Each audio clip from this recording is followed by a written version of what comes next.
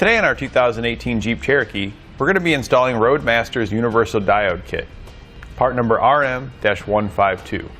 Along with this, we'll be using Roadmaster's 7-wire to 6-wire straight cord, part number RM-98146-7.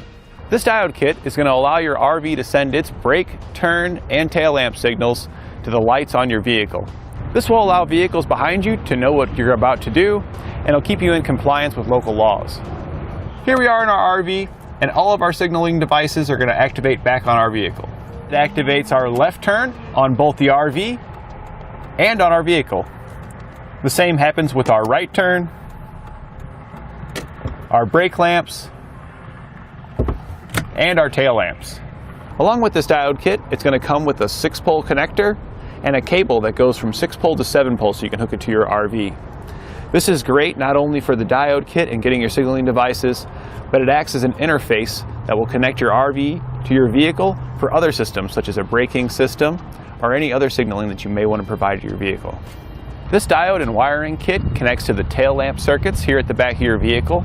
The diodes keep the circuits separate from your factory wiring, so you don't have to worry about any interference between the two circuits. What's great about this type of kit is that it's installed in the vehicle and always ready to go when you hook up. So some of those other systems where you have to put lights on top of the vehicle, you don't have to worry about forgetting to do that or one falling off. It's always there and ready. We'll begin our installation here at the back of the vehicle by removing both tail lights. We'll start by removing the 2 bolts on our passenger side here using a T30 torque socket.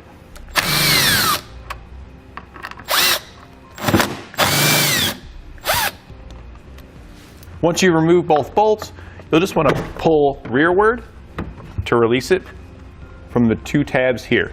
If you're having difficulty removing it, you can use a plastic pry tool to give yourself a little extra leverage. Now we're going to test to make sure which one's which on our wires. We're going to need to find our turn signal, brake signal, and our tail lights. On this vehicle, the turn signal and the brake lights are the same light. We're going to check our white and yellow wire, and we have our turn and brake signal. And then the wire next to it, the white and gray wire, provides us with our tail lamp signal. And you're going to repeat the same process on the other side. On our driver's side, the yellow and white wire is for your tail lights. And the white and green wire is going to be for your brake lamps and your turn signal. We'll now remove both of the tail lamp assemblies from the connectors by pressing in on the tab here and pulling outward. We can then set it aside, and we'll do the same on our other side. We're now going to take a piece of airline tubing, run it down the back side of the bumper, feeding it so we come out the bottom side. Now we'll tape our wiring in our kit to the line that we just fed down, and we'll use that to feed our wiring back up into our taillight area.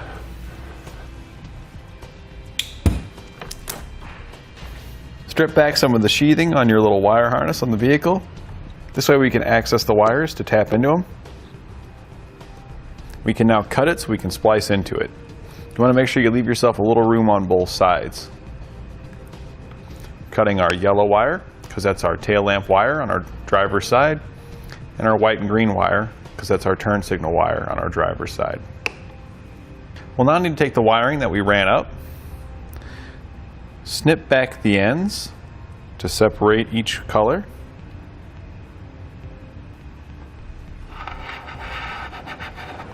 You're going to want to peel back quite a bit of the green wire, as this one's going to be run across to the other side.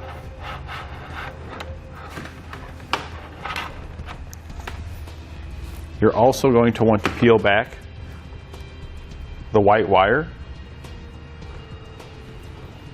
as that will be run underneath to ground. And then we'll just need to peel back a little bit of the yellow and brown just to separate them so we can make our connections. The brown wire is for our tail lights. We'll need to use the same wire on both sides to tap into our tail lights. You can use some of the excess white wire to run from one side to the other. However, to keep everything color-coded, we're going to be using some additional brown wire. To get that brown wire fed back up to our tail light, so we can run it from one side to the other, we're just taping it right to the wire that we already ran to the tail light, and we'll just pull it up using the wire. Now strip back each of the wires that we have up here at the taillight. We can then twist both the brown wires together and connect it using the yellow terminal off of one of our diodes. We'll then connect one of the blue terminals to the yellow wire, and then we'll connect blues to each of the remaining wires. We'll now connect the diodes. The out on your diode is going to go towards the connector end, so we'll start by plugging it into the white and green wire. We'll then plug in the other end of the white and green wire to one of the ends. And since the white and green wire is our turn signal and brake lamps, we'll be plugging the yellow wire into the other end. We'll now connect our other diode in a similar fashion. We'll plug the out into the connector end of the white and yellow wire. We'll plug the other end of the white and yellow wire into one side of the diode. This time we're going to plug the brown wires that we have to our yellow connector here into the other end of the diode. You can now peel back the adhesive backing on each of your diodes and find a location to stick them to. There's not really a good suitable location to apply them to. You can just stick the two together.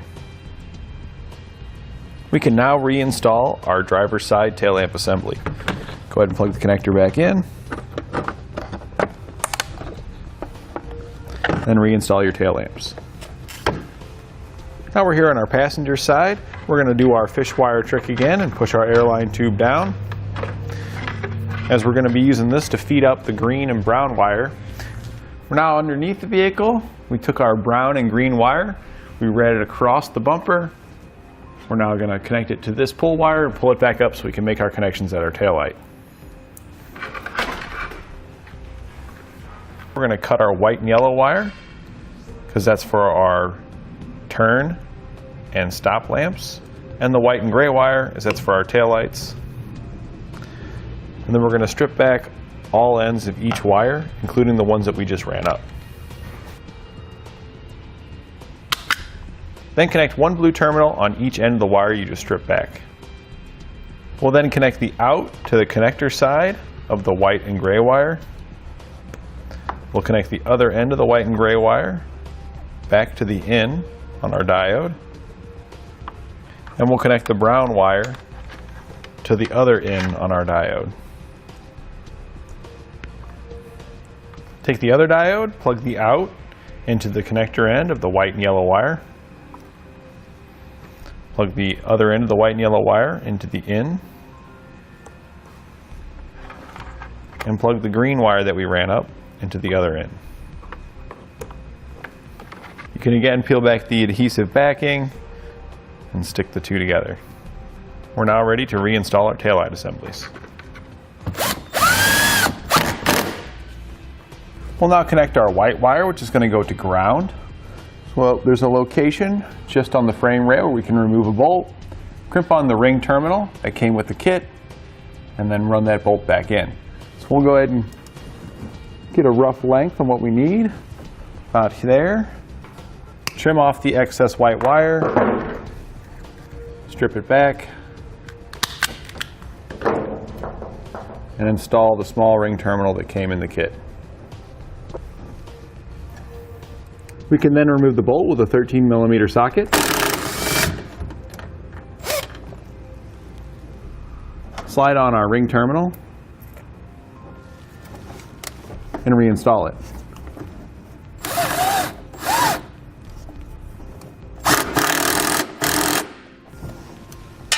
We can now take the rest of our wire. We're going to route it underneath our vehicle up to our engine compartment.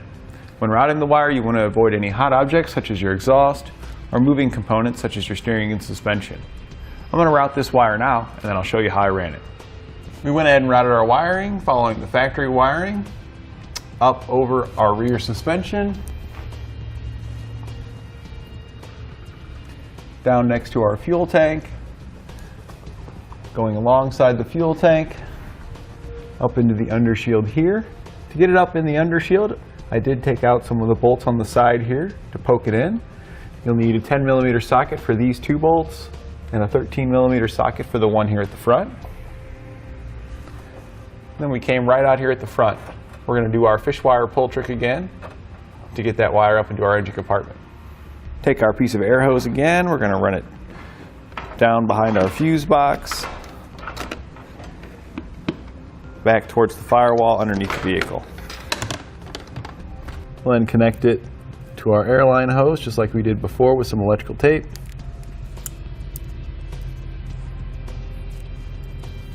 Pull it back up.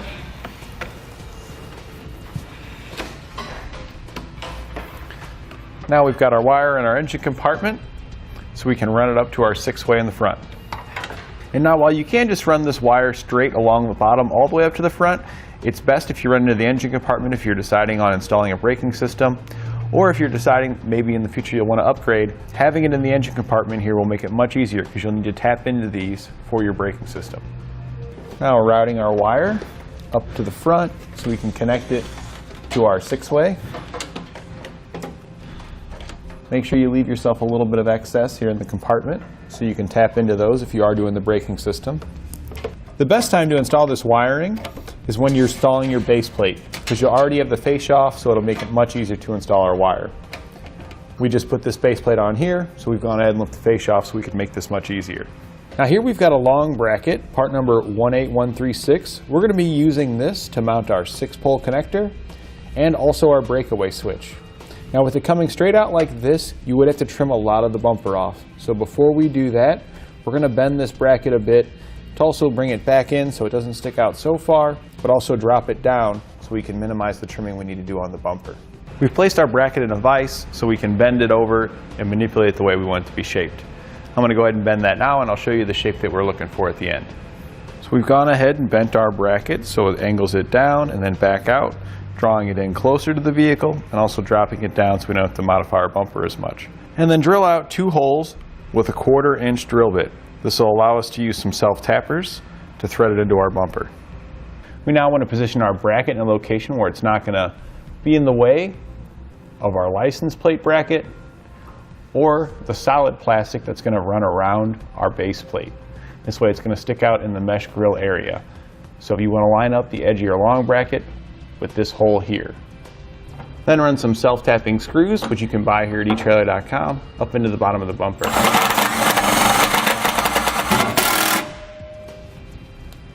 Now mount our 6-way bracket. Slide the bolts down on the top and thread the nuts on the bottom. We're using the hardware from the long bracket kit to do this. There is hardware included with your diode and wiring kit. However, these are black, so it'll match a little bit better than the chrome bolts. We'll then tighten them down with a 10mm socket. We can now connect our wiring. Take the rubber boot off the back of your 6-way connector, slide that over your wiring, route your wiring through the bracket, take your snips to separate each colored wire. Now strip back each end and we'll connect it to our 6-pole. We'll start with the white wire, which is our ground wire. So you'll unscrew the screw where it's labeled GD, slide the white wire in, and then thread the screw back down.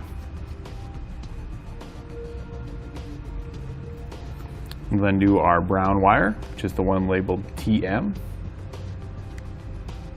This is for our taillights.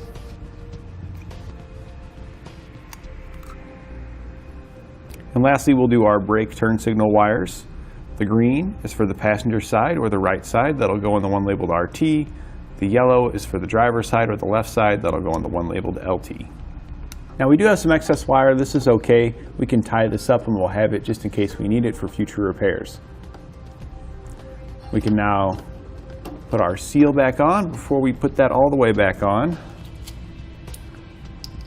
we want to put some dielectric grease around our connections to make sure it keeps out moisture and prevents corrosion.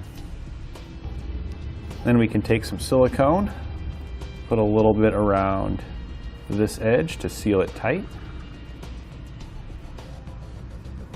Slide your rubber boot on. Then we'll take the back end and we're going to pack that with some silicone. We can now take the hardware provided with the 6-way connector, slide the screw through the front, and then thread the nylock nut on the back. Then tighten it down with a Phillips head screwdriver and a 10mm socket. Now you can plug it into a tester or your RV, operate your lights, and verify that everything's working properly at the back of your vehicle. Here we have our right turn, left turn, brake lamps, and tail lamps. So as you can see here, our left turn signal is working properly. But if you have a braking system installed in your vehicle and it applies the brakes, it's going to override your turn signal. So the people behind you, they won't know what you're trying to do. So we're going to be installing a brake light relay that'll disable your brake lights from your vehicle when the vehicle's in its tow position. We'll be using part number RM-88400 to accomplish this. So you've got your diode kit installed. Now you need to prepare your cable so you can hook it to your RV. Now on our vehicle we're going to be using these Falcon tow bars. So before you want to install your cable end, you're going to want to run it through the tow bars. On this tow bar, this will be the RV side, this will be the vehicle side. You'll want to put it on the tow bar that corresponds with the side your connector's on. Since ours is on the driver's side, we'll be running it through this channel.